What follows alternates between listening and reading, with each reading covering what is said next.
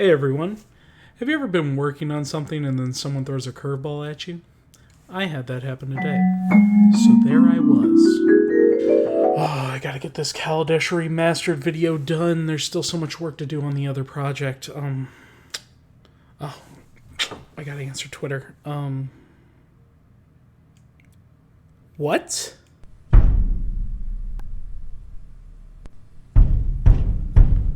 Rosewater. And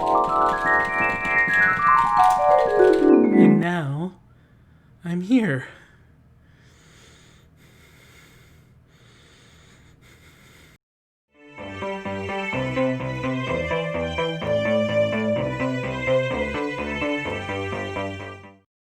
Welcome to the Knowledge Pool, a think tank of games and magic.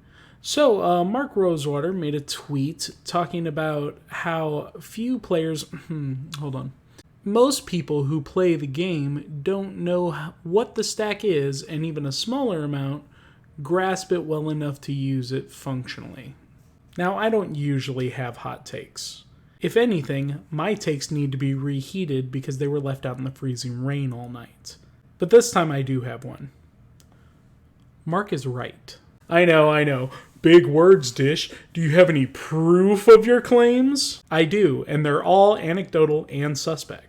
But the truth is, the average player knows how to respond to spells, but doesn't actually know why they respond the way they do, or what the stack does to facilitate that. So today, I'm going to fix that for you, my audience.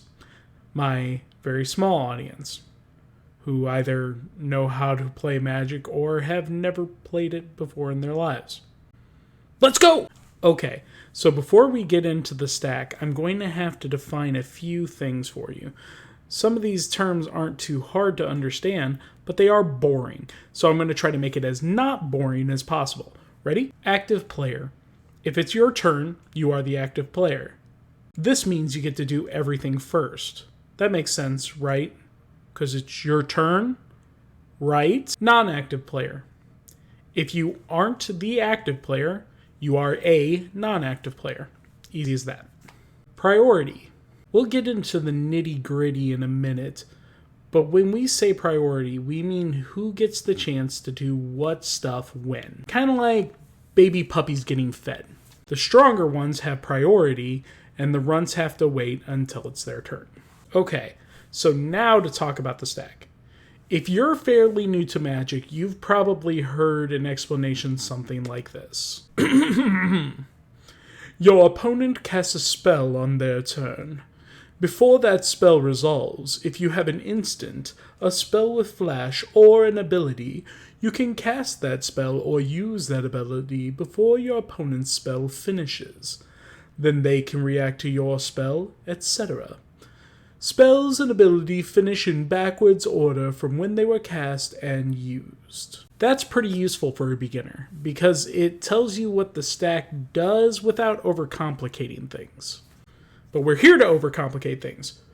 Or rather, to make complicated things less complicated. So let's do that. The stack is a zone on the field where spells and abilities go while they wait to resolve.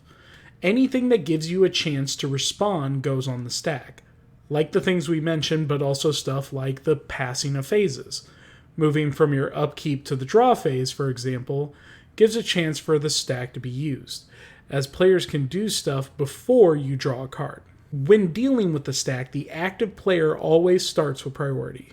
If they want to, the active player can chain 100 spells without passing priority, making the stack as big as they want, but none of those spells will resolve just yet. After active player passes priority, it goes to the non-active player next in turn order. If they pass, it continues around the table.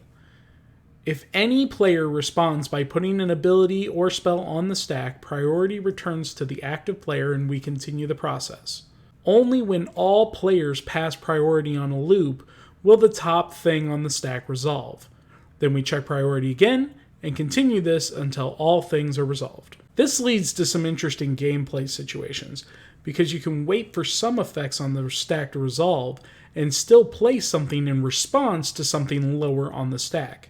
If it helps, think about it like this. You and your friends are making pancakes in different pans, but putting all the pancakes in front of me on a single plate so I can eat them. I'm not going to attempt to eat a pancake while you stack, so I wait until everybody's done, and then I eat the top pancake off the stack. You're all still done, so I eat another. Then, 3 pancakes down, you add a pancake to the stack. I still have to eat that one before I continue down the stack. I'll keep doing that until all the pancakes are gone, and then you'll move on. This helps us weed out some minorly confusing interactions when it comes to cards as well. For instance, in order for a spell or ability to affect a target, that card has to be a legal target at casting or activation and at resolution. So if you target a creature with Reeve's Soul or Elspeth's Nightmare's ability, that creature has to start with a low enough power for you to target them. Then, if your opponent responds to that ability with Giant Growth, then those effects will resolve backwards. They'll get the power and toughness boost, and then our card will double check to see if their card is still a legal target. It's not, so Reeve's Soul doesn't do anything and goes to the graveyard. You can use this to your advantage as well, by letting certain things resolve, then adding to the stack.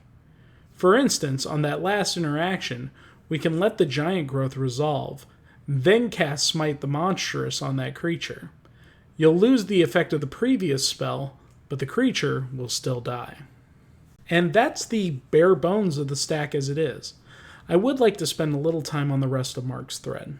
After stating the average player doesn't know the stack, he goes on to speak about what enfranchised players might consider to be common knowledge, where the average player has no understanding of it.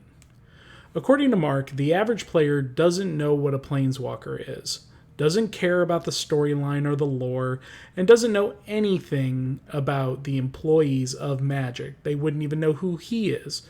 Considering how popular he is amongst enfranchised players, that tells you a lot.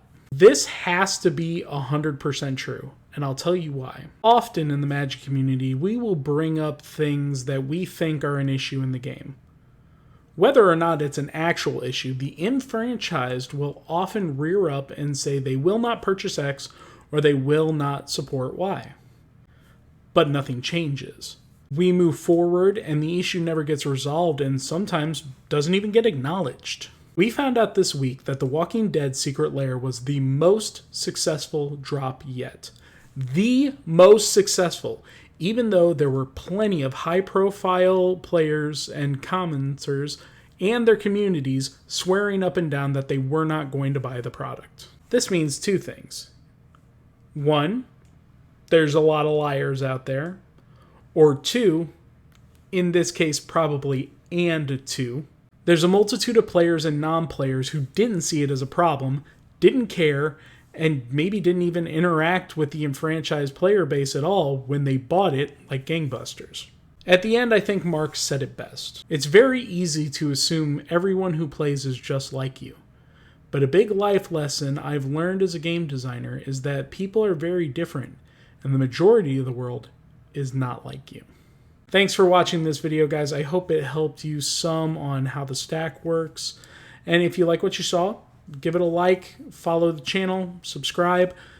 And if you want to support the channel in any other way, you can hit up my social media, hit my Twitch, donate to the Ko-fi. All of these things now easily accessible through one website, knowledgepoolmtg.com. I've been Dish, and everybody out of the pool.